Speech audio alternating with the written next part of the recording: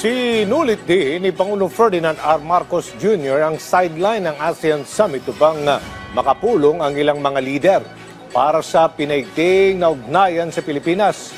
At kaugnay niyan, ilang kasunduan din ang binagtibay sa summit na inaasang magbubukas ng mga oportunidad sa ating bansa. Nagbabalik si Rod Lagusad sa sentro ng balita. Kasabay na nagpapatuloy na 47 ASEAN Summit and related summit sa Kuala Lumpur, Malaysia, nagkaroon ng iba't ibang bilateral meetings ang Pangulo sa sidelines nito. Kabilang dito ang Cambodia na suportado ang chairship ng Pilipinas sa ASEAN Summit sa susunod na taon. Ang dalawa po ay napag-usapan din po ang developments between Thailand and Cambodia, especially the signing of the terms of reference of the ASEAN Observer Team. Sa bahagi naman ng Pangulo, suportado nito ang pagkakaroon ng mapayapang resolusyon sa pagitan ng Thailand at Cambodia sa pamamagitan ng pag-uusap na naaayon sa international law. Sa naging bilateral meeting naman ng Pangulo sa Thailand, suportado rin ng Thailand ang pagiging host country ng Pilipinas. Kasama sa napag-usapan na ang pagpapalawig ng usapin sa sektor ng turismo, trade and investment, pakikipag-ugnayan sa pribadong sektor at pagkakaroon ng agricultural exchanges. Ayon kay Undersecretary Castro, ang pagpapalakas pa ng people-to-people exchanges ay kasama sa napag-usapan sa bilateral meeting ng Pangulo sa Canada. Nagpasalamat din po ang Pangulo sa Canada dahil sa pagsuporta sa Pilipinas patungkol po sa shared values at including po the international law, particularly UNCLOS.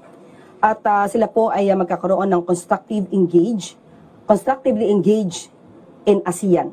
Yan, and they will also boost trade and investment and energy cooperation. Nagkasundo naman ang Pilipinas at Canada na bilisan ang negosasyon sa Canada-ASEAN Free Trade Agreement at ang pagsisimula ng negosasyon para sa bilateral Canada-Philippines Free Trade Agreement na parehong may layuning matapos sa susunod na taon. Pagdating naman sa bilateral meeting ng Pangulo kay European Council President Antonio Costa, dito ay kanilang binigyang diin ang kalagayan ng patuloy na pakikipag-ugnayan at kooperasyon sa larangan ng kalakalan at pagpapalakas ng international peace order. Sa kauna-unahang bilateral meeting ng Pangulo kay Japanese Prime Minister Sanae Takaichi na pag-usapan ng patuloy na pagpapalalim ng kooperasyon pagdating sa defense at security sector, partikular na sa Reciprocal Access Agreement o RAA. Nagkaroon din ng bilateral meeting si Pangulong Marcos kay United Nations Secretary General Antonio Guterres. Samantala, lumagda naman ang Pilipinas sa isang trade agreement na layong mapalakas pa ang kalakalan sa ASEAN. Ito ang second protocol to amend the ASEAN Trade in Goods Agreement o ATIGA.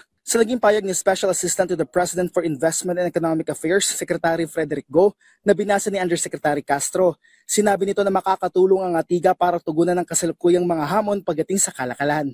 The enhanced agreement offers significant benefits, particularly through improvements in trade facilitation measures, transparency, provisions, dispute settlement mechanisms, and the inclusion of new and emerging trade elements. Anya sa ilalim nito, mas magiging madali para sa mga negosyo na makapag-comply sa administrative requirements. Nakatakda namang lumagda ang bansa sa ASEAN-China Free Trade Agreement o ACFTA 3.0 upgrade bukas. Sa naging payag naman ni Foreign Affairs Secretary Tess Lazaro, ipinaliwanag nito na ito ay isa sa mga matagal ng mahalagang economic partnership ng ASEAN. Now, with the 3.0 upgrade, both sides are working to make this partnership more modern, more comprehensive, and better aligned with today's global realities.